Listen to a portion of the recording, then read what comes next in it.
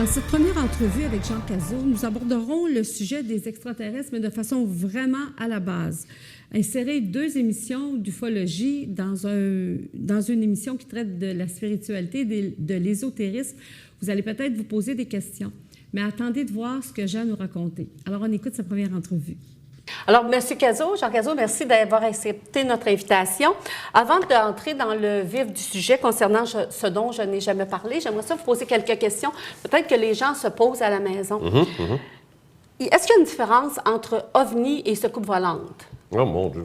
Soucoupe volante, c'est la traduction de Flying Saucers. C'est une expression qui date des années 40. Okay. C'est ça la différence. C'est la seule chose. C'est vieux, c'est dépassé, c'est infantile. Okay. On parle d'objets volants non identifiés parce que c'est le terme générique retenu. Là, il y en a qui en inventent toutes sortes d'autres. Là.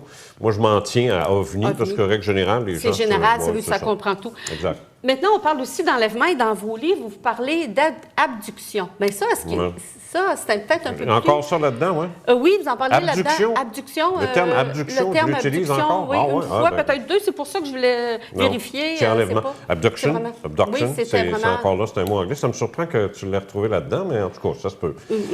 C'est enlèvement. C'est le terme, oui. C'est parce qu'en anglais, vois-tu, tu as un enlèvement, c'est un kidnapping or an abduction. Il n'y a pas en français de mots. Quand tu dis enlèvement, tu es obligé d'ajouter le mot extraterrestre, ce qui est agaçant pour les gens. Alors, mais qu'est-ce que tu veux? Il n'y a pas de... Il n'y a pas de terme précis. C'est simplement, c'était le mot anglais, ça qui était OK. C'est ça. Et maintenant, on appelle extraterrestre, nous, mais beaucoup dans votre livre, vous parlez d'intelligence supérieure. C'est le nom que je leur donne. C'est le nom que je donne à l'ensemble du phénomène sur son aspect, je dirais pas son aspect humain, mais son aspect vivant, si on peut dire. Je préfère le terme intelligence supérieure parce que ce livre-là, c'est l'aboutissement de 45 ans de recherche. Et c'est même pas l'aboutissement. En fait, c'est le recommencement. Je recommence à partir de ce livre-là.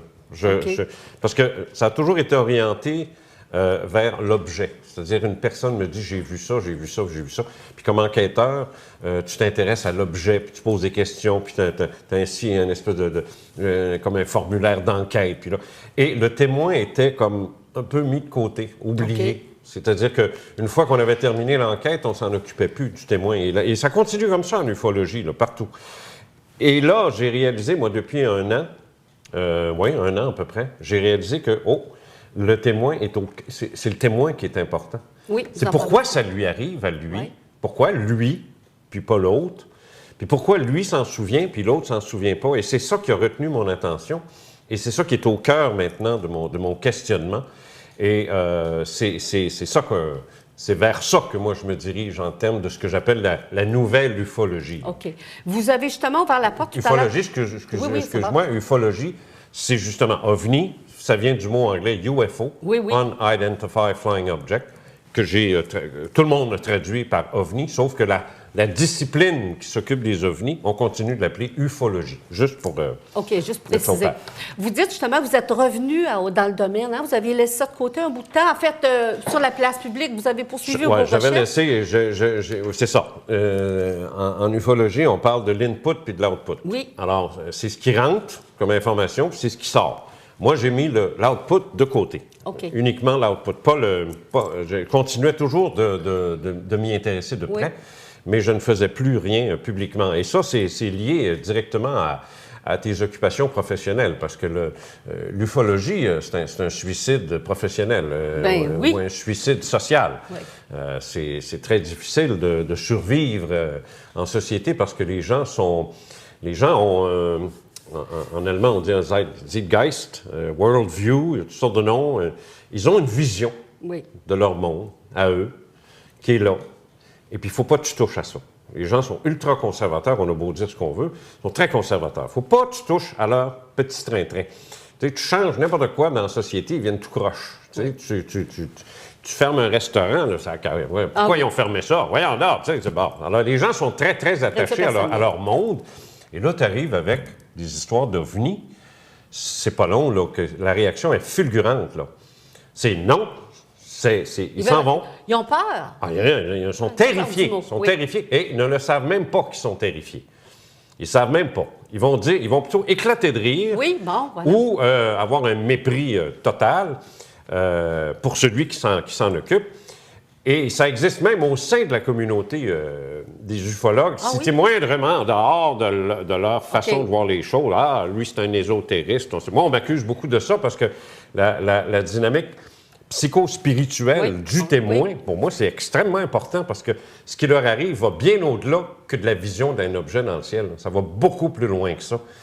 Bien, vous racontez je peux parler pendant des heures. Oui, bien, vous racontez d'ailleurs que les gens qui ont eu des phénomènes, en tout cas à qui il est arrivé quelque chose, soit, je ne dirais pas un enlèvement, mais un contact quelconque, souvent vont s'en aller plus vers la spiritualité, vont découvrir ça, vont chercher une recherche à ce niveau-là. Ce que je suis en train de fouiller là, à travers tous les témoignages que j'ai reçus, et c'est ce qui m'a amené d'ailleurs à parler de mes propres expériences que je ne pouvais pas faire avant. OK. C'était ça où je perdais ma job. On va se parler français. C'était ça où je perdais ma job. Moi, je gagnais ma vie, moi, comme animateur de radio, puis je regrette, mais j'avais une famille, puis des enfants fermés, puis regarde, ces gens-là ne supportaient pas que je parle d'OVNI. Il y avait bien de la misère avec ça.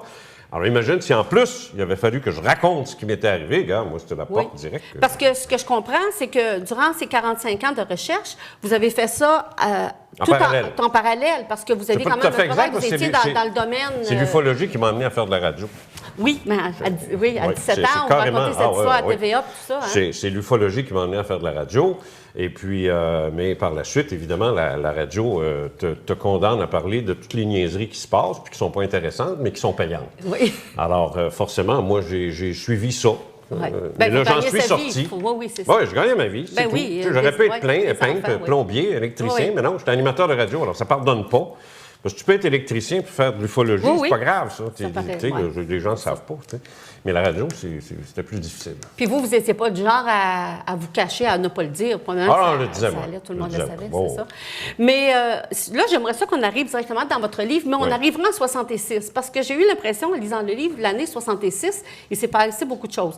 C'est l'année où vous avez dit à quelqu'un, oui, moi, je crois aux extraterrestres, alors que vous étiez gamin, là, à l'école, avec un de vos amis. C'était ça, je le raconte en long et en large. Ça a été... c'est très étrange comme situation, parce que c'est comme si du jour au lendemain, vous vous mettiez soudainement à parler d'architecture gothique, puis faire des plans de cathédrales. Il me semble que je vois ton mari, là. Qu'est-ce que tu fais là? T'sais? Oui. Quand c'est nouveau, ça vient d'où, ça? Vous n'êtes pas architecte de formation, non, rien, là? C'est ça. Ça arriverait comme ça, là, bang! Mais ça, c'est ça qui est arrivé. C'est ça qui est arrivé. Votre personnalité, vous racontez que votre personnalité a changé, puis que vous êtes mis à parler de choses que vous n'aviez jamais appris, là. Tout est sorti comme ça. Hein? C'est ça. Moi, je dis que je suis devenu normal. OK, parce que vous étiez très retiré. Oui, j'étais un petit gars complètement effacé. Tu n'aurais jamais pu amener ça devant la TV ou la radio, oublie ça. C'est ça, OK. Donc, c'est un peu ça qui vous a amené en communication, ça a développé quelque chose c'est ça, c'est un effet secondaire. Oui, la radio est un effet secondaire de l'ufologie dans mon cas. OK. Ouais.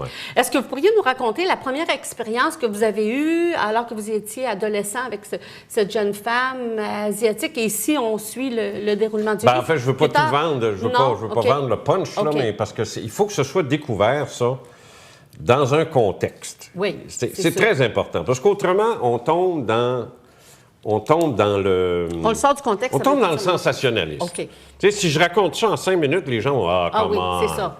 Non.